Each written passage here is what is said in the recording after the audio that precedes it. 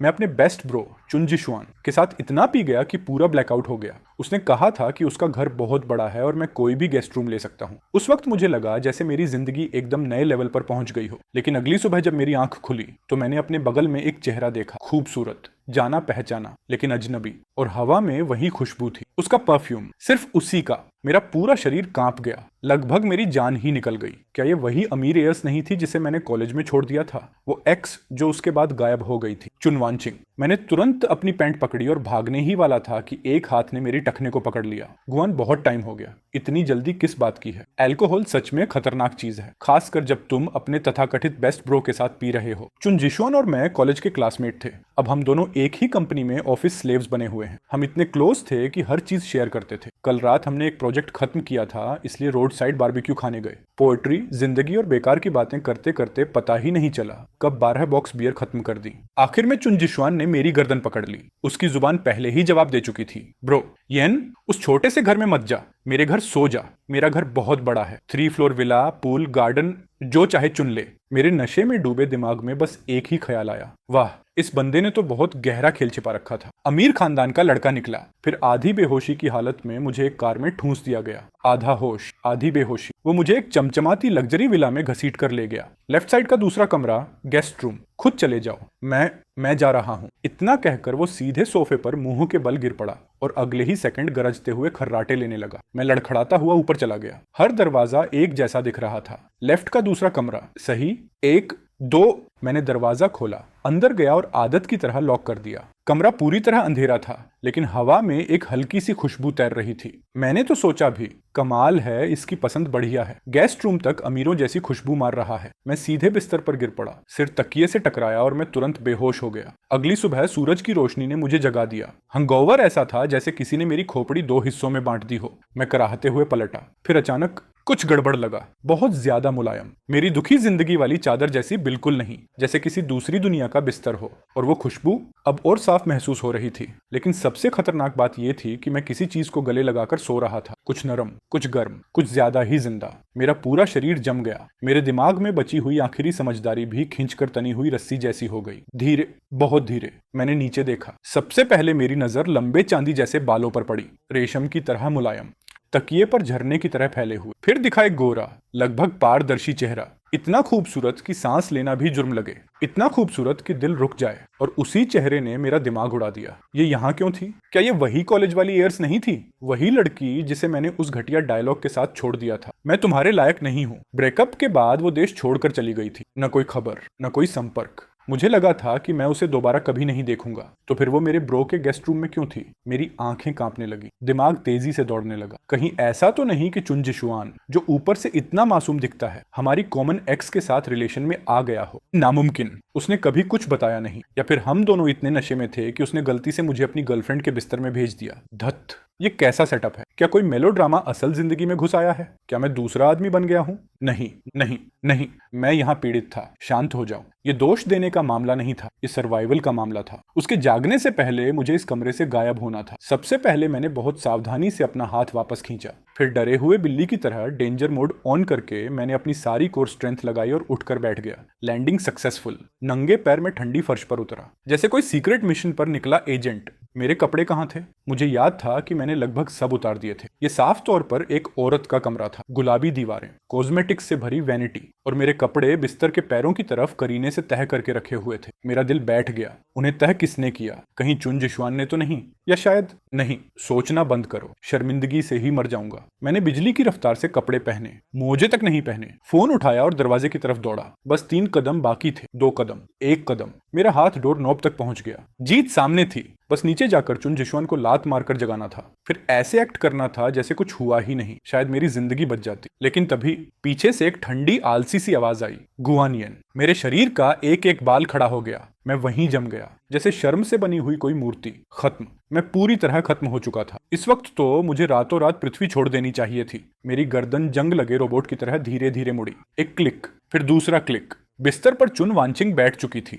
उसकी खूबसूरत आंखें मुझे घूर रही थीं। गुस्सा, मजाक, समझ नहीं आया। वो बस चुपचाप मुझे देख रही थी। कमरे की हवा तक जम गई। मैं इतना शर्मिंदा था कि अपने पैरों से पूरा एक कॉन्डो खोद सकता था। मेरा गला सूख गया। मैंने समझाने की कोशिश की, रोने से भी बदसूरत एक मुस्कान चेहरे पर लाते हुए बोला, ओ गुड मॉर्निंग वानचिंग, बहुत टाइम हो गया। हाँ, बहुत टाइम हो गया। तुम कब वापस आई? कुछ बताया भी नहीं। क्या मुझे तुम्हें रिपोर्ट देना चाहिए? उसने भौं उठाई। ना ना, नहीं, बिल्कुल नहीं। मैंने जल्दी से सिर हिलाया। मेरा मतलब, कल रात जो हुआ वो एक गलती थी। एक गलती? तुम मेरे बिस्तर में सोए थे। हाँ, पूरी तरह गलती थी। मैंने घबरा कर बाहर की तरफ इशारा किया। ये सब चुन जिशोन की वजह से हुआ। वो नशे में था और उसने कहा था कि गेस्ट रूम इस्तेमाल कर लूं। उसने कहा था लेफ्ट साइड का दूसरा कमरा। मैं कसम खाता हूं मैंने गलती नहीं की। ये उसका गेस्ट रूम होना चाहिए था। तो फिर तुम यहाँ क्यों हो? जैसे जैसे मैं बोल रहा था, अंदर ही अंदर चुन जिशोन को 1000 बार गाली दे रहा था। हरामखोर, तूने मेरी एक्स को अपने घर में छिपा कर रखा था। चुन वानचिंग की आंखों में दया सी चमकी, या शायद मजाक था। चुन जिशवान, मतलब मेरे भाई की बात कर रहे हो?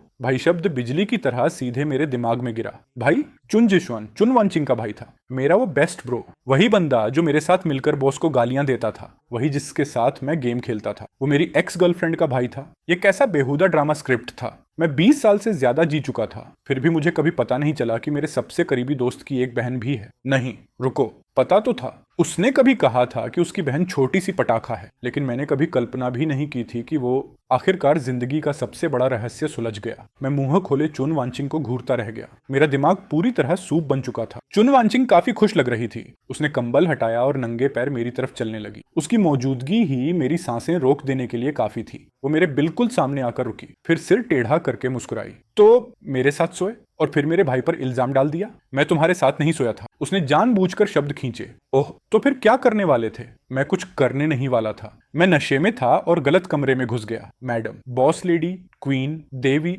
मेरी गलती थी, बहुत बड़ी गलती। प्लीज मुझे जाने दो। मैं आज का दिन हमेशा के लिए दफना दूंगा। जिंदगी भर तुमसे दूर रहूंगा। ये कहते कहते मैं वहीं घुटनों पर बैठने के लिए तैयार हो गया, लेकिन जैसे ही मेरे घुटने जमीन छूने वाले थे, ठक ठक ठक दरवाजे पर दस्तक हुई। सिस, जाग गई? मैंने नाश्ता बना दिया है। और गुयन कहाँ है? कल रात मरे हुए सुअर की तरह पिया था, अभी भी सो रहा है क्या? मैं और चुन वानचिंग एक दूसरे को घूरने लगे। मेरे चेहरे पर सिर्फ डर था, निराशा थी। मैं चाहता था कि जमीन फट जाए और मुझे निगल जाए, लेकिन चुन वानचिंग के चेहरे पर ऐसा भाव था जैसे उसकी शरारत सफल हो गई हो। उसने मुझे आंख मारी, फिर शर्मीली और घबराई हुई आवाज में जवाब दिया, भाई अंदर मत आना। क्या हुआ? मेरे कमरे में कोई है क्या? लड़की, तुम क्या कर रही हो? बहुत बढ़िया, अब तो ये मुझे सच में मरवाएगी। क्या कोई है? कौन हरामी मेरी बहन के कमरे में घुस गया? रुको वहीं, मैं चाकू लेकर आता हूँ। उसके बाद नीचे से उसकी गरजती हुई आवाज सुनाई दी। अब ये सिर्फ सोशल डेथ नहीं रही थी, ये असली मौत बन चुकी थी। मैंने दया की भीख मांगती नजरों से चुन वानचिंग को देखा। मैडम, आखिर चाहती क्या हो मुझसे? चुन वानचिंग के चेहरे की घबराहट गायब हो गई। उसकी जगह एक शैतानी मुस्कान आ गई। वो मेरे कान के पास झुकी और फुसफुसाई, ताकि सिर्फ मैं सुन सकूं। गुयन, अब खेल शुरू होता है। मैं अब भी उन शब्दों के पीछे छिपे डर को समझ भी नहीं पाया था कि चुन वानचिंग कमरे के कोने में जाकर बैठ गई, पतली नाइट ड्रेस में। उसकी आंखें लाल थीं, बेचारी, बेबस, सताई हुई। फिर चुन जिशवान अंदर घुसा। मेरे कपड़े बिखरे हुए थे। घबराहट में मैंने शर्ट के बटन तक गलत लगा लिए थे। मैं दरवाजे के पास डरा हुआ खड़ा था और उसकी प्यारी वानचिंग कोने में सिमटी हुई बैठी थी, चेहरा लाल, बेचारी सी। उसके हाथ का किचन नाइफ खनक के साथ जमीन पर गिर गया। उसका चेहरा गुस्से से सदमे में बदला, फिर पूरी तरह जम गया, जैसे पूछ रहा हो मैं कौन हूं? ये क्या हो रहा है? उसने पहले मुझे देखा, फिर उसे, फिर दोबारा मुझे। उसकी नजरें हमारे बीच पिंग पोंग बॉल की तरह उछलने लगी। गुयेन, सिस। उसका चेहरा टमाटर जैसा लाल हो गया। वो दौड़कर आया और चुन वानचिंग को अपने पीछे कर लिया। सिस, तुम ठीक हो? इस जानवर ने तुम्हारे साथ क्या किया? वो गुस्साई मां मुर्गी की तरह लग रहा था। मुझे ऐसे घूर रहा था जैसे मैं मौत का हकदार हूं और मेरे पास बचाव में कुछ भी नहीं था। मैं क्या कहता कि कल रात उसी ने मुझे गलत कमरे का रास्ता बताया था और इस पूरी दुनिया हिला देने वाली गलत फहमी की जड़ वही था। क्या वो मानता? अभी तो वो मुझे टुकड़े टुकड़े करना चाहता था। मैंने दोनों हाथ उठा दिए। जिशवान, मेरी बात सुनो। ये वैसा नहीं है जैसा तुम सोच रहे हो। मैं सुनना ही नहीं चाहता। चुन जिशवान की आंखें लाल हो गईं। उसने उंगली मेरी नाक पर तान दी। गुयेन, मैंने तुम्हें भाई माना और तुम मेरे जीजा बनने की सोच रहे थे। नहीं, तुम जानवर हो। मेरी बहन अब भी अभी वापस आई है और तुम। वो बात पूरी भी नहीं कर पाया, गुस्से से कांप रहा था। उसकी प्रतिक्रिया इतनी असली थी कि मेरे मन में एक डरावना ख्याल आया, कहीं ऐसा तो नहीं चुन जिशवान को सच में कुछ पता ही नहीं? वो एक्टिंग नहीं कर रहा था। उसे सच में लगता था कि मैंने उसकी बहन को छू लिया है। मैंने उसके पीछे देखा। चुन वानचिंग ने सिर झुका रखा था। उसके कंधे ऐसे हिल रहे थे जैसे वो रो रही हो, लेकिन जहां मैं खड़ा था वहां से साफ दिख रहा था वो मुस्कुराहट रोकने की पूरी कोशिश कर रही थी। धत्त तेरे की, अब मुझे सब समझ आ गया। बेचारा चुन जिशुआन पूरी तरह अंधेरे में रखा गया था और चुन वांचिंग, वो काली दिल वाली औरत, इस पूरे हादसे को साल के सबसे बड़े ड्रामे में बदल रही थी और सबसे बड़ा शिकार सिर्फ मैं था। तभी चुन वांचिंग बोली, भाई इन्हें मत डांटो, ये सब मेरी गलती। तुम्हारी गलती कैसे हो सकती है? जरूर इसी की गलती होगी। इसने देखा होगा कि तुम कितनी खूबसूरत हो और इसके मन में गंदे ख्याल आ गए होंगे। भाई एक बार और इसकी तारीफ कर दे, तेरी नजरें ही मुझे काट डालेंगी। नहीं, बात वो नहीं है। उसने बेचारी सा चेहरा बनाकर सिर हिलाया, फिर मेरी तरफ देखा। उसकी आंखें बेबस प्यार से भरी हुई थीं। असल में गुयेन और मैं कॉलेज में ही साथ थे। चुन जिशुआन जम गया। क्या क्या? चुन वांचिंग बोलती रही। हम एक दूसरे से बहुत प्यार करते थे, फिर एक गलतफहमी ने हमें अलग कर दिया। इस बार मैंने ही इन्हें यहाँ बुलाया था और हम बस खुद पर काबू नहीं रख पाए। सिस, ये स्क्रिप्ट कुछ ज्यादा ही उड़ नहीं रही? खुद पर काबू नहीं रख पाए? कल रात तो मैं तेरे भाई के साथ इतना पी चुका था कि अपना नाम तक भूल गया था। चुन जिशुआन का दिमाग साफ तौर पर यह सब प्रोसेस नहीं कर पा रहा था। वो मुझे देखता, फिर अपनी बहन को। उसका मुंह खुलता, फिर बंद होता, फिर दोबारा खुल जाता। आखिर में उसने जोर से अपनी जांघ पर हाथ मारा। उसके चेहरे पर अचानक सब समझ आने वाला भाव आ गया, साथ में गहरी धोखे की भावना भी। वाह गुयेन, ऊपर से कितने मासूम दिखते हो और मेरी पीठ पीछे सालों तक मेरी बहन को डेट करते रहे। तो कल रात तुम दोनों। भाई चुन जिशुआन की बात पूरी होने से पहले ही चुन वांचिंग शर्माते हुए पैर पटकने लगी। उसके गाल लाल हो गए। पूछना बंद करो, वो पूछना बंद करो। सीधे चुन जिशुआन के दिमाग में कुछ और ही बन गया। अब उसकी नजरों में मैं दुश्मन नहीं था, मैं वो सुअर था जो उसकी सबसे कीमती गोभी चुरा ले गया था। हालात बहुत जटिल थे, बहुत ही जटिल। वो मेरे पास आया और मेरे कंधे पर थप्पड़ मारा, फिर गहरी सांस छोड़ी। हाय, ठीक है ठीक है, अगर मेरी बहन ने तुम्हें चुना है तो मैं क्या कह सकता हूँ। वो थोड़ा रुका, फिर आवाज धीमी कर ली, जैसे कोई सब समझने वाला भाई हो। तू कमाल की चीज है ब्रो, लेकिन जिम्मेदारी लेना, वरना मैं वो चाकू फिर निकाल लूंगा। मेरा रोने का मन कर रहा था। उसके पीछे चुन वांचिंग ने मुझे चुपके से विक्ट्री साइन दिखाया, फिर तुरंत हाथ छिपा लिया। मैं समझ गया, आज से मेरी जिंदगी खत्म थी। उसके बाद का ब्रेकफास्ट मेरी जिंदगी के सबसे लंबे 30 मिनट थे। मैं, चुन वांचिंग और चुन जिशुआन एक विशाल डाइनिंग टेबल पर बैठे थे। माहौल जरूरत से ज्यादा अजीब था। चुन जिशुआन बार बार मुझे देखता, फिर अपनी बहन को। उसके चेहरे पर वही प्यार भरी मुस्कान थी जो कोई पिता अपने होने वाले दामाद को देखकर देता है। उस मुस्कान ने मेरी रीढ़ तक ठंडी कर दी। आओ ब्रो, यन थोड़ा और खाओ, कल रात के बाद तुम थक गए होगे। उसने प्यार से एक फ्राइड एग मेरी कटोरी में रख दी। मैं लगभग दूध से घुट गया। थका हुआ? मैं तो हैंगओवर से मर रहा था, उस तरह वाला थका नहीं था। मैंने मदद की उम्मीद में चुन वांचिंग की तरफ देखा। उसने बस हल्की मुस्कान दी, फिर एक श्रिम्प डंपलिंग मेरी कटोरी में रख दी। और खाओ, तुम और दुबले लग रहे हो। वो आवाज, वो चेहरा, वो बिल्कुल परफेक्ट गर्लफ्रेंड जैसी लग रही थी। चुन जिशुआन ये सब देखकर संतोष से सिर हिलाने लगा। वो इतना खुश दिख रहा था और मैं अंदर से टूट रहा था। एक बेवकूफ था, दूसरी नकली मिठास की देवी, लेकिन दोनों की टीम वर्क परफेक्ट थी। और प्लेट में रखा मांस मैं था। ओह हाँ सिस, अचानक चुन जिशुआन बोला, आंटी तुम्हें हमेशा डेट पर जाने को कहती रहती हैं, अब तो समस्या हल हो गई। वो यहीं बैठा है, तुम इसे घर कब लेकर जाओगी? मेरे मुंह का दूध सीधा बाहर निकल गया। माता पिता से मिलना? भाई क्या तुम रॉकेट पर बैठे हो? इतनी तेजी से सब आगे क्यों बढ़ रहा है? मैंने आंखों से लगातार इशारे किए, लेकिन उसे कुछ समझ नहीं आया। उल्टा वो और एक्साइटेड हो गया। शायद इस वीकेंड में मम्मी पापा को बता दूं, वो बहुत खुश होंगे। मेरा जीजा हैंडसम है, अच्छी नौकरी करता है, लगभग परफेक्ट है। भाई, चुन वांचिंग ने उसे शर्माते हुए घूरा, फिर मेरी तरफ देखा। उसकी आंखों में शर्म और उम्मीद दोनों थी। गुयेन, तुम क्या सोचते हो? मैं क्या सोचता? मैं तो इस डाइनिंग रूम से रेंग कर भाग जाना चाहता था। मैं क्या जवाब देता? अगर ना कहता तो चुन जिशुआन के हाथ की चॉपस्टिक्स शायद सीधे मेरे माथे में घुस जाती। अगर हाँ कहता तो मेरी पूरी जिंदगी खत्म हो जाती। मैंने चुन वांचिंग की मासूम आंखों में छिपी धमकियों को देखा। बहुत मेहनत से मैंने कहा, मैं तुम्हारे साथ चलूंगा, अच्छे लड़के। चुन वांचिंग मुस्कुराई। उसने हाथ बढ़ाकर मेरा सिर भी सहला दिया, जैसे किसी नाराज पालतू जानवर को शांत कर रही हो। मैं अपमानित महसूस कर रहा था, गुस्से में था, लेकिन कुछ कर भी नहीं सकता था। उस यातनापूर्ण ब्रेकफास्ट के बाद मैंने तुरंत बहाना बना दिया, अर्जेंट वर्क है, मुझे अभी जाना होगा। चुन जिशुआन मुझे रोकना चाहता था, लेकिन चुन वांचिंग ने सिर्फ एक नजर डाली और वो चुप हो गया। उसे जाने दो, काम जरूरी है। वो इतनी समझदार लग रही थी, फिर मुस्कुराकर बोली, मैं आज रात डिनर पर इंतजार करूंगी। ठीक है। वो ठीक है मीठा भी था और खतरनाक भी। मेरी खोपड़ी सुन्न हो गई। मैं चुन फैमिली की विला से ऐसे भागा जैसे जेल से फरार हो रहा हूँ। बाहर निकलकर जब आजादी की हवा ली तो लगा जैसे अभी अभी नर्क से वापस लौटा हूँ। मैंने तुरंत फोन निकाला। सबसे पहला काम, चुन जिशुआन को ब्लॉक कर दिया। ब्रो? क्या ब्रो? मैंने तुम्हें भाई माना और तुमने मुझे जीजा बना दिया। मैंने अभी अभी उसे ब्लॉक किया ही था कि एक अननोन नंबर से कॉल आ गई, जैसे किसी भूत ने कब्जा कर लिया हो। मैंने कॉल उठा ली। दूसरी तरफ से चुन वांचिंग की मुस्कुराती हुई आवाज आई, भाग क्यों रहे हो? मैंने दांत भींच ली, आवाज धीमी कर ली। चुन वांचिंग, आखिर तुम चाहती क्या हो? ये खेल मजेदार नहीं है। मजेदार नहीं है सच में? वो हल्का सा हंसी। मैंने तुम्हारा क्या बिगाड़ा है? क्या हमने उस समय सब खत्म नहीं कर दिया था? मैंने कहा था कि मैं तुम्हारे लायक नहीं हूं और तुम्हें किसी बेहतर इंसान को ढूंढने के लिए कहा था। हम शांति से अलग हुए थे। शांति से? उसकी आवाज ठंडी हो गई। गुयन, सिर्फ तुम्हारे दिमाग में। एक टेक्स्ट भेजा और फिर गायब हो गए।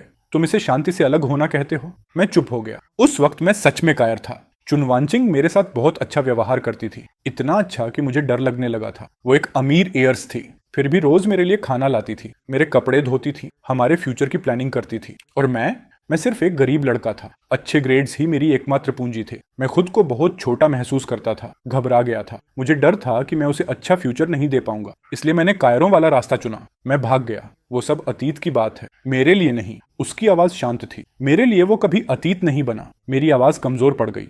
तो तुम बदला कैसे लेना चाहती हो? वो कुछ पल चुप रही, फिर ऐसी बात कही जिसकी मैंने कल्पना भी नहीं की। नहीं, मैं तुमसे शादी करना चाहती हूँ। क्या शादी? मेरे कानों ने जैसे काम करना बंद कर दिया। क्या वो पागल हो गई थी?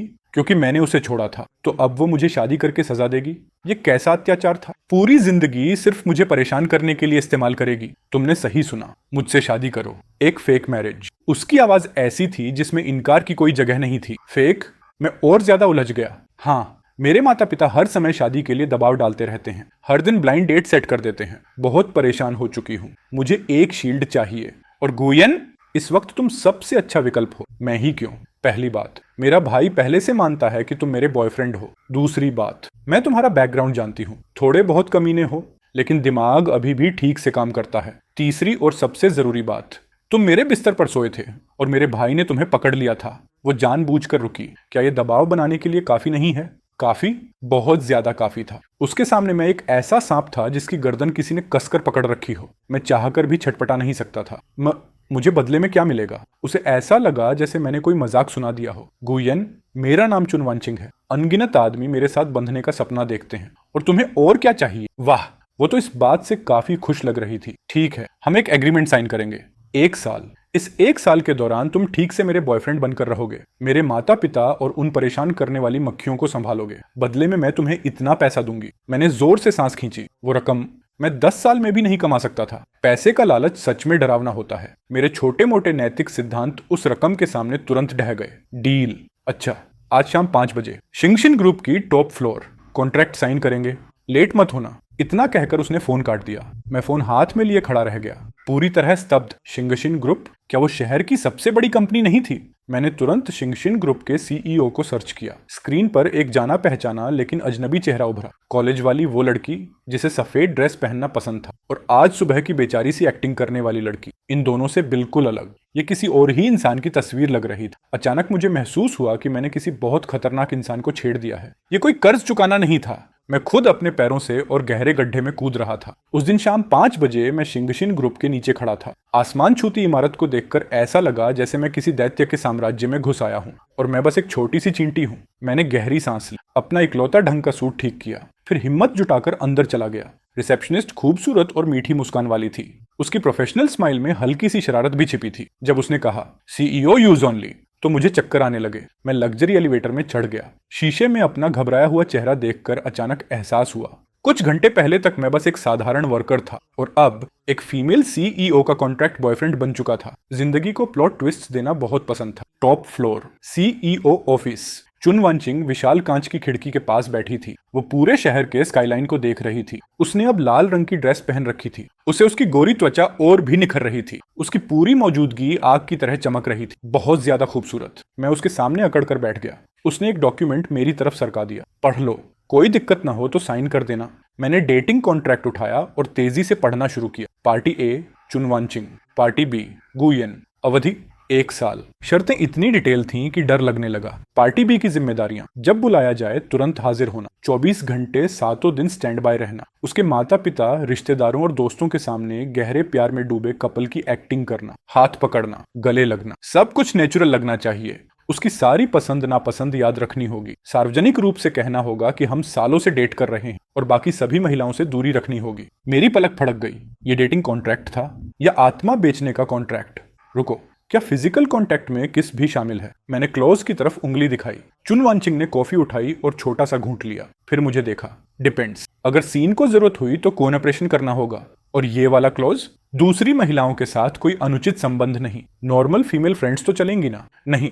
चुन वांचिंग शांत रही। मेरा बॉयफ्रेंड इतनी सारी फीमेल फ्रेंड्स कैसे रख सकता है? आज रात से पहले अपने फोन की हर औरत को डिलीट कर दो। क्यों? इसे ये मेरी फ्रीडम है। मैं घबरा गया। उसने एक उंगली उठाई और पेमेंट अमाउंट की तरफ इशारा कर दिया। मैं तुरंत ढीला पड़ गया। ठीक है, तुम पैसे देती हो, तुम जीत गई। मैंने अपमान निगल लिया और आगे पढ़ने लगा। पार्टी ए की जिम्मेदारियां, हर महीने भुगतान करना। वो रकम देखकर फिर दिल जोर से धड़क उठा। नई पहचान से जुड़े सारे खर्च उठाना, कार, हाउसिंग, और कॉन्ट्रैक्ट खत्म होने पर अगर परफॉर्मेंस अच्छी रही तो बोनस भी। हाउसिंग वाला क्लॉज पढ़ते ही मेरी आंखें चमक उठी। मतलब मेरा कुत्ते का बिल जैसा कमरा अपग्रेड होगा। नहीं। चुन वांचिंग ने सिर हिलाया। आज से तुम मेरे साथ शिफ्ट हो जाओगे। क्या? एक साथ रहेंगे? मैं लगभग सोफे से उछल पड़ा। वरना अगर साथ नहीं रहेंगे तो मेरे माता पिता कैसे मानेंगे, और मेरा बड़बोला भाई अफवाहें फैलाना कैसे बंद करेगा? वो ऐसे बोल रही थी जैसे ये दुनिया की सबसे सामान्य बात हो। लेकिन चिंता मत कर, मेरा घर बड़ा है। मास्टर बेडरूम छोड़कर कोई भी कमरा चुन लेना, हम एक दूसरे को परेशान नहीं करेंगे। फिर वो थोड़ी रुकी और जोड़ा, बेशक जब तक बाहर वाले मौजूद न हो। मैं समझ गया। बाहर लवर्स, अंदर रूममेट्स। अगला एक साल पूरी तरह ऑस्कर लेवल एक्टिंग होने वाला था। कोई और सवाल? अब सवाल बचा ही क्या था? चाकू उसके हाथ में था और मछली मैं था। मैंने पेन उठाया। पार्टी बी वाली लाइन पर अपना नाम लिख दी, पूरे ड्रामे के साथ। जिस पल पेन ने कागज छुआ, चुन वांचिंग के होंठ जीत वाली मुस्कान में मुड़ गए।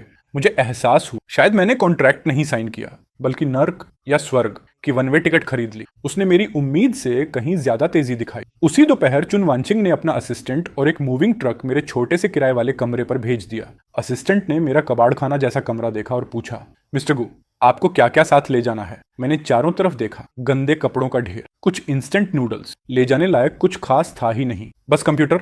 असिस्टेंट ने मुझे एक ब्लैक कार्ड थमा दिया। मिस्टर गु, मिस चुन ने ये आपके लिए तैयार करवाया है। उन्होंने कहा कि आपको उनके बॉयफ्रेंड के स्टेटस के हिसाब से पूरा मेकओवर चाहिए। मैंने वो लेजेंडरी ब्लैक कार्ड हाथ में लिया। मेरा हाथ कांप गया। तो अमीर लोगों की जिंदगी ऐसी होती है। सालों पुराना एक्स बॉयफ्रेंड भी वीआईपी ट्रीटमेंट पाता है। गुयन, थोड़ी रीढ़ की हड्डी रखो, भ्रष्ट मत हो। लेकिन धत्त, ये सब बहुत अच्छा लग रहा था। असिस्टेंट के साथ मैं पहली बार शहर के सबसे बड़े लग्जरी मॉल में गया। सूट से लेकर टाई तक, शूज से लेकर वॉच, अंडरवियर से लेकर सॉक्स तक, सब कुछ अपग्रेड हो गया। जब मैंने वो टेलर्ड सूट पहना, हाथ में वो वॉच लगाई जिसकी कीमत मुझे नहीं पता थी, लेकिन यकीन था कि बेहिसाब महंगी होगी, और फिर आईने के सामने खड़ा हुआ तो मैं खुद जम गया। आईने में दिख रहा वो स्मार्ट, सलीकेदार और हाई क्लास आदमी मैं ही था। कपड़े सच में इंसान को बदल देते हैं। पुराने लोग झूठ नहीं बोलते थे। असिस्टेंट ने संतोष से सिर हिलाया। मिस्टर गु, आप में काफी पोटेंशियल है। क्या यह तारीफ थी? उसके बाद एक रोल्स रॉयस मुझे शहर के उस अमीर इलाके में ले गई जिसे मैंने पहले सिर्फ टीवी पर देखा था।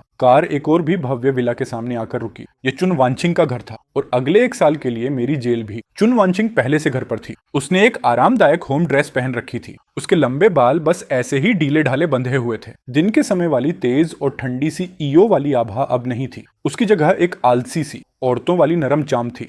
वापस आ गए। उसने मेरी तरफ देखा, फिर ऊपर से नीचे तक मुझे नापा। बुरा नहीं, अब इंसानों जैसे लग रहे हो। वाह, इसके लिए शुक्रिया। तुम्हारा कमरा ऊपर सबसे आखिर वाले हिस्से में है। सब तैयार है, खुद जाकर देख लो।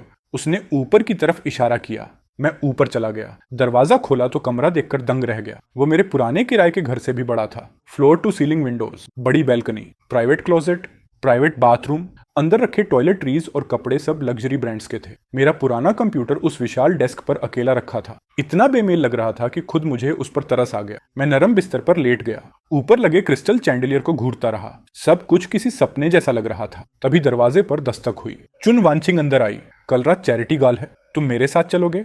इतनी जल्दी काम शुरू? उसने सिर हिलाया। मेरे माता पिता भी वहां होंगे। ये हमारी पहली ऑफिशियल अपीयरेंस होगी। कोई गलती नहीं? उसने मुझे एक फोल्डर दिया। ये गाला का स्केड्यूल है और मेन गेस्ट्स की प्रोफाइल्स। आज रात सब याद कर लो, खासकर मेरे माता पिता। उनकी पसंद, नापसंद, एक शब्द भी मत भूलना। मैंने फोल्डर लिया। वो मेरे कॉलेज के फाइनल एग्जाम नोट्स से भी ज्यादा मोटा था। और एक बात, अब से मुझे बुलाने का तरीका बदलो। मुझे चुन वांचिंग या मिस चुन मत कहना। वांचिंग कहो। मेरा दिल हल्का सा कांप गया। 8 साल हो गए थे मैंने उसे इस नाम से नहीं बुलाया था। उसके होंठों पर हल्की मुस्कान आई, आंखों में शरारती चमक तैर गई। और बाहर मुझे बेब कहना। आदमी मर सकता है, लेकिन इतनी बेइज्जती। हालांकि सच कहूं तो वो बहुत ज्यादा पैसे दे रही थी। मैंने गहरी सांस ली, फिर अपनी सबसे मीठी मुस्कान निकाली। ठीक है बेब। चुन वांचिंग साफ तौर पर खुश हो गई। वो मुड़ी और जाने लगी, लेकिन दरवाजे पर रुक गई। और हाँ, गुयेन, वेलकम होम। फिर उसने दरवाजा बंद कर दिया। मैं वहीं खड़ा रह गया। दिल अजीब सा हो गया। होम? क्या ये सच में होम हो सकता है? ये पागलपन वाला खेल, क्या मैं इससे सुरक्षित निकल पाऊंगा? अगली रात का चैरिटी गालिया मेरी सोशल डेथ का एक और शिखर बन गया। चुन वांचिंग द्वारा तैयार किए गए कस्टम सूट में मैं उसका हाथ थामे उस चमकदार बैंक्वेट हॉल में दाखिल हुआ। कमरे की हर नजर स्पॉटलाइट की तरह मुझ पर पड़ी, जिज्ञासु, जांचती हुई, जलन भरी, तिरस्कार से भरी। मैं साफ साफ आसपास की फुसफुसाहटें सुन सकता था। ये कौन है जो चुन वांचिंग के साथ आया है? जरूर कोई बड़ा आदमी होगा। छी, प्रीटी बॉय जैसा दिखता है। शायद मिस चुन ने इसे पाल रखा है। मेरी मुस्कान लगभग टूट गई। मैंने उसका हाथ और कसकर पकड़ लिया। नर्वस? बिल्कुल हूं। जरा खुद कोशिश करो। पूरे जू के बंदर की तरह घूरा जाना कैसा लगता है? सीधे खड़े हो जाओ। तुम मेरा चेहरा हो। वही हिम्मत इस्तेमाल करो जिससे मुझे बेब बुलाते हो। ये औरत सच में बदला ले रही थी। जल्द ही एक शाही सा मध्य उम्र का कपल हमारी तरफ बढ़ा। आदमी गरिमामय था, महिला जेंटल थी। उनके चेहरे में चुन वांचिंग और चुन जिशुअन की झलक साफ दिखाई दे रही थी। कोई शक नहीं, ये मेरे भविष्य के सास ससुर थे। Level 1 combat mode on. Dad, mom. चुन वांचिंग ने मेरा हाथ पकड़ा हुआ था। उनकी नजरें मुझ पर टिक गईं। खुला फैसला नहीं था, लेकिन जांच पूरी चल रही थी। लो, एग्जाम क्वेश्चन नंबर 1 आ गया। Good evening if uncle aunty. मेरा नाम गुयन है। मैं वांचिंग का बॉयफ्रेंड हूँ। मिस्टर चुन ने बस धीमी सी हम्मा की।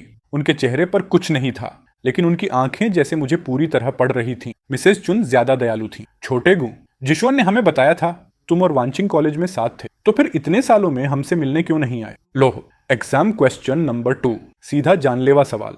मेरा दिमाग तेजी से घूमने लगा। आंटी मुझे माफ कीजिए, गलती मेरी थी। उस समय मैं खुद को वांचिंग के लायक नहीं समझता था, इसलिए आप लोगों से मिलने की हिम्मत नहीं हुई।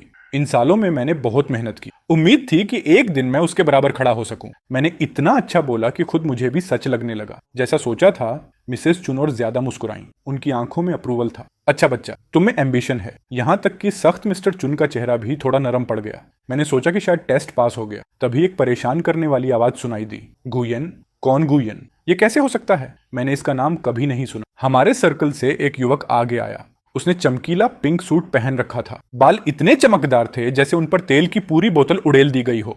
उसके साथ चुन जिशुआन भी था। जिशुआन ने मुझे देखते ही आंखें चमका ली। वो दौड़कर आया और मुझे बेर हग में जकड़ लिया। जीजा जी, आखिरकार आप आ गए।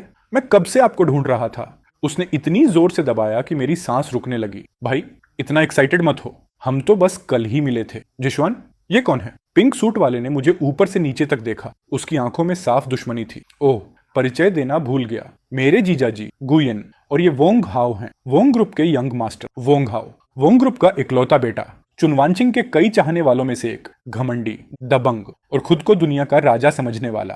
तो ये था मेरा लव राइवल। जीजा जी, मिस चुन का बॉयफ्रेंड। आप कहाँ काम करते हैं? वो मेरी बैकग्राउंड खंगाल रहा था। मैं वांचिंग वाली स्क्रिप्ट इस्तेमाल करने ही वाला था। सोचा था कहूंगा कि मैं कंसल्टेंट हूँ, लेकिन चुन वांचिंग पहले बोल पड़ी। ये अभी काम नहीं कर रहे हैं। पूरा हॉल शांत हो गया। सबने उसे एक ही भाव से देखा। क्या तुम सच में सीरियस हो? मेरा सिर घूमने लगा। लड़की, ये स्क्रिप्ट में नहीं था। तुम क्या कर रही हो? क्या सबको बता रही हो कि तुमने एक प्रिटी बॉय पाल रखा है? वोंग हाओ ऐसे हंसा जैसे कोई बहुत बड़ा मजाक सुन लिया हो। काम नहीं करते? मिस चुन, आपकी पसंद वाकई यूनिक है। इतने सारे बेहतरीन आदमी मौजूद हैं और आपने एक फ्रीलोडर चुन लिया। मिस्टर और मिसेस चुन के चेहरे उतर गए। मेरा चेहरा जलने लगा। मेरा मन कर रहा था कि फर्श में छेद करके घुस जाऊं। वांचिंग, तुम आखिर करना क्या चाहती हो? लेकिन चुन वांचिंग बिल्कुल नहीं घबराई। उसने सिर उठाया और चारों तरफ देखा। फिर उसके चेहरे पर रानी जैसी मुस्कान आ गई। किसने कहा कि ये फ्रीलोडर है? इसने अभी अपनी फैमिली कंपनी बेच दी है और अब मेरे ग्रुप में नीचे से शुरुआत कर रहा है। ये सीखना चाहता है कि एक सही हेयर कैसे बना जाता है। फिर उसने प्यार से मेरी तरफ देखा। उसकी आवाज ज्यादा ऊंची नहीं थी, लेकिन आसपास हर किसी ने सुन ली। आखिरकार जो कुछ मेरा है, एक दिन सब इसका ही होगा। मैं गुयन, एक साधारण ऑफिस वर्कर, सार्वजनिक रूप से अपनी एक्स द्वारा अरबों की एम्पायर का हेयर घोषित कर दिया गया था। इस आशीर्वाद ने मुझे पूरी तरह सुन्न कर दिया। पूरा हॉल चुप हो गया। सब मुझे ऐसे देख रहे थे जैसे मैं कोई एलियन हूँ। वोंग हाओ का मुंह खुला रह गया। उसका चेहरा ऐसा था जैसे उसने मक्खी निगल ली हो। सिर्फ चुन जिशुआन, वो सीधा साधा इंसान, सबसे पहले ताली बजाने लगा। अच्छा, बहुत बढ़िया। मेरी बहन कितनी कूल है। जीजा जी, अब से आप चुन फैमिली का हिस्सा हैं। नहीं, शिंग ग्रुप अब आप पर निर्भर करेगा। मुझ पर? मेरी गेमिंग स्किल्स पर? मेरे पैर लगभग जवाब दे गए। अगर वांचिंग ने मुझे पकड़ा नहीं होता तो शायद मैं वहीं गिर जाता। वांचिंग, क्या तुम पागल हो गई हो? आज रात तुमने क्या बोल दिया पता भी है। तुमने मुझे आग में धकेल दिया। बिल्कुल पता है। वो मुस्कुराई। इफेक्ट अच्छा नहीं था क्या? वोंग हाओ जैसे मक्खियां अब मुझे परेशान नहीं करेंगी, लेकिन तुम मुझे शील्ड की तरह इस्तेमाल नहीं कर सकती, और वो भी इतना पागल शील्ड। हेयर, मैं तो ढंग का पीपीटी तक नहीं बना सकता। मैं आखिर क्या इनहेरिट करूंगा? किसने कहा कि तुम सिर्फ शील्ड हो? उसने मेरी तरफ देखा। उसकी आंखों में कुछ अलग था। गुयेन, मैं सीरियस हूं। किस बात को लेकर? तुम्हें अपना हेयर बनाने को लेकर। उसकी बात सुनकर मैं पूरी तरह उलझ गया। क्यों? क्योंकि तुम स्मार्ट हो। कॉलेज में तुम हमेशा फर्स्ट आते थे। तुम्हारे बनाए प्रोजेक्ट प्लान्स की हर प्रोफेसर तारीफ करता था। तुम्हारे पास सिर्फ मौका नहीं था और थोड़ा कॉन्फिडेंस नहीं था। वो मेरी तरफ देखती रही। उसकी नजरें गर्म थीं। गुयेन, तुम कभी मेरे लायक नहीं थे। ऐसा नहीं था। तुमने बस कभी अपनी चीजों के लिए लड़ाई नहीं लड़ी। तुम धूल में छिपा हुआ एक डायमंड हो और अब मैं तुम्हें चमकाऊंगी। मैं जम गया। ये पहली बार था जब किसी ने मुझे इस तरह स्वीकार किया था। किसी वजह से मेरा दिल एक धड़कन छोड़ गया। तो मैं सच में तुम्हारी कंपनी में काम करूंगा? सबसे नीचे से शुरुआत। बिल्कुल। उसने सिर हिलाया। कल मार्केटिंग डिपार्टमेंट में रिपोर्ट करना। तुम्हारा पद होगा मेरा स्पेशल असिस्टेंट। Special assistant? ये तो सबसे नीचे नहीं हुआ। मेरे बगल में होना ही सबसे नीचे है। उसका लहजा ऐसा था कि बहस की कोई गुंजाइश नहीं थी। मैं चाहती हूं कि तुम देखो मैं कैसे काम करती हूं। मैं चाहती हूं कि तुम सीखो। जो कुछ सीखना जरूरी है सब सीखो। 1 साल। मैं तुम्हें 1 साल दूंगी। उसके बाद भी अगर तुम बेकार कीचड़ ही रहे तो कॉन्ट्रैक्ट अपने आप खत्म हो जाएगा। मैं तुम्हारा एक पैसा भी नहीं रोकूंगी और उसके बाद हमारा रिश्ता खत्म। और अगर मैं बेकार नहीं निकला तो? सवाल मेरे मुंह से खुद निकल गया। मैंने पूछने के बाद महसूस किया। चुनवांचिंग मुस्कुराई। अंधेरे में खिलते गुलाब जैसी मुस्कान, खतरनाक और आकर्षक। फिर उसने धीरे से कहा, तो फिर हम फेक मैरिज को रियल मैरिज बना देंगे। उस रात के बाद मेरी जिंदगी ऐसे रास्ते पर चल पड़ी जिसकी मैंने कभी कल्पना भी नहीं की थी। मैं शिंगशिन ग्रुप का सीईओ असिस्टेंट बन गया। इस खबर ने कंपनी में बड़ा हंगामा मचा दिया। कंपनी के अंदर हर कोई जानता था कि मैं सीईओ का बॉयफ्रेंड हूँ और भविष्य का हेयर भी। इसलिए वहां मेरा ट्रीटमेंट काफी अजीब था। कोई भी मुझे नाराज करने की हिम्मत नहीं करता था। सब बड़े आदर से मुझे मिस्टर गू कहते थे, लेकिन पीछे से सब मुझे चुपके चुपके देखते रहते थे, जैसे मैं कोई अमीरों का पाला हुआ प्रिटी बॉय हूँ। सब जानना चाहते थे कि आखिर मेरे अंदर ऐसा क्या है जिसने उनकी अछूती सीईओ को जीत लिया। और मेरा काम काफी एंट्री लेवल था। हर सुबह मैं उसके लिए कॉफी बनाता, मीटिंग्स में उसके बगल में बैठकर नोट्स लेता। जब वो क्लाइंट्स से मिलती मैं पीछे पीछे सजावटी सामान की तरह चलता। जब वो देर रात तक काम करती मैं उसके साथ टेक आउट मंगवाता। मुझे असिस्टेंट पर्सनल नैनी ज्यादा महसूस होता था, लेकिन चुनवांचिंग सच में मुझे सिखा रही थी। वो फाइनेंशियल रिपोर्ट्स मेरे सामने फेंक देती और उनका एनालिसिस करवाती। वो मुझे टॉप बोर्ड मीटिंग्स में बैठने देती, कठिन प्रोजेक्ट फाइल्स देती और मेरी राय मांगती। शुरुआत में मैं पूरी तरह बिखरा हुआ था, गलतियां ही गलतियां,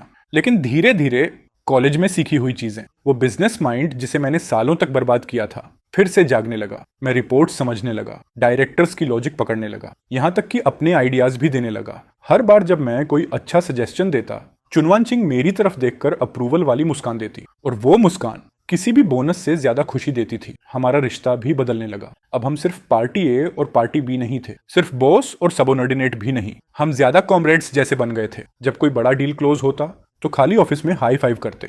मैंने उसकी सीईओ मास्क के पीछे का दूसरा चेहरा भी देखना शुरू किया। जब वो थक जाती तो मेरे कंधे पर सिर रखकर आराम करती। जब उसके पेट में दर्द होता तो छोटी बच्ची की तरह नखरे करके मुझसे ब्राउन शुगर वाटर मांगती। और जब उसने मुझे एक खूबसूरत नई इंटर्न से ज्यादा बातें करते देख लिया तो चुपचाप उस इंटर्न का ट्रांसफर कंपनी के सबसे दूर वाले डिपार्टमेंट में कर दिया। मुझे एहसास हुआ मैं अब इस जिंदगी से नफरत नहीं करता, बल्कि थोड़ा एंजॉय करने लगा था। एक रात हम फिर देर तक काम कर रहे थे। मैंने उसके लिए गर्म दूध बनाया। वो नाइट व्यू को देख रही थी, फिर अचानक बोली, गुयेन, तुम्हें वो बारबेक्यू प्लेस याद है जहां हम कॉलेज में जाया करते थे?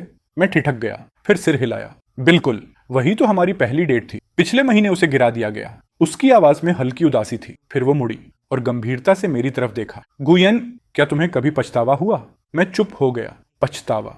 मैंने खुद से अनगिनत बार कहा था कि नहीं। मैंने खुद को समझाया था कि उसे छोड़ना उसके लिए बेहतर था, लेकिन अब उसे देखते हुए इतनी चमकदार, फिर भी कहीं ना कहीं इतनी नाजुक, मेरा जवाब डगमगाने लगा। अगर मैं उस समय नहीं भागा होता, अगर मैं थोड़ा बहादुर होता, तो आज हम क्या होते? मैंने मुंह खोला, लेकिन शब्द नहीं निकले। छोड़ो, सब बीत चुका है। वो कड़वी मुस्कान के साथ उठी और जाने लगी। मैं उसकी पीठ को देखता रहा। फिर पता नहीं कब मैंने पीछे से उसे अपनी बाहों में भर लिया। उसका शरीर एक पल के लिए सख्त हो गया। वांचिंग, मुझे पछतावा है। जिस दिन तुम 8 साल पहले गई थी, उसी दिन से मुझे पछतावा है। मैंने अपना चेहरा उसकी गर्दन में छुपा लिया। उसकी वही जानी पहचानी खुशबू सांसों में भर गई। मेरी आवाज भर्रा गई। मैं कायर था, मैं बेवकूफ था। मुझे डर था कि मैं तुम्हें खुश नहीं रख पाऊंगा। मुझे डर था कि मैं तुम्हारे लायक नहीं हूं, लेकिन मैं तुम्हें कभी भूल नहीं पाया। मुझे एक और मौका दे दो, ठीक है?